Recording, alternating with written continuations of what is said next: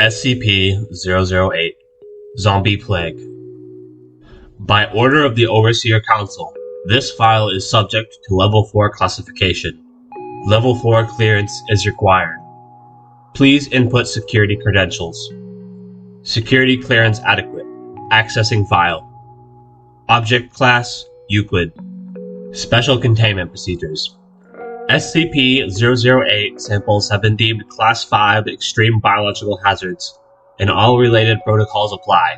Incineration and irradiation measures will be deployed in the event of political or military action which may result in the facility being dismantled, a power failure, or zero communications from operatives or outside channels during any given 8-hour period.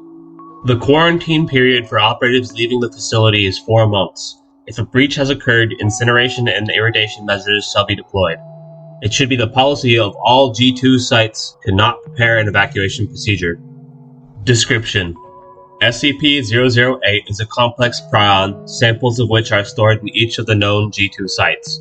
Research into SCP-008 is highly classified and primarily aimed at preventing research which may lead to the synthesis of SCP-008 in the distant future.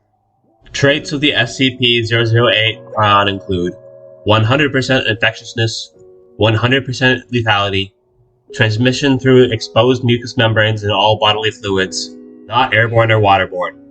Symptoms of infection with SCP-008 manifest no more than 3 hours after exposure and include flu-like symptoms with high fever plus severe dementia in later stages. Coma onset approximately 20 hours after first symptoms appear and 12 hours after noticeable dementia. Coma onset will be considered onset of death. A period of sporadic cellular necrosis occurs which comes to resemble gangrene.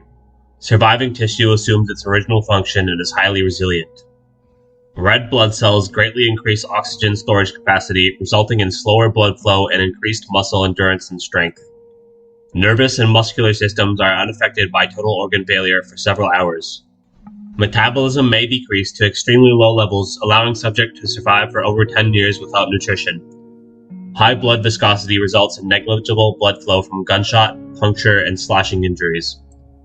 Conditioned behavior, motor controls, and instinctive behavioral mechanisms are damaged, and cognitive abilities are severely retarded and erratic.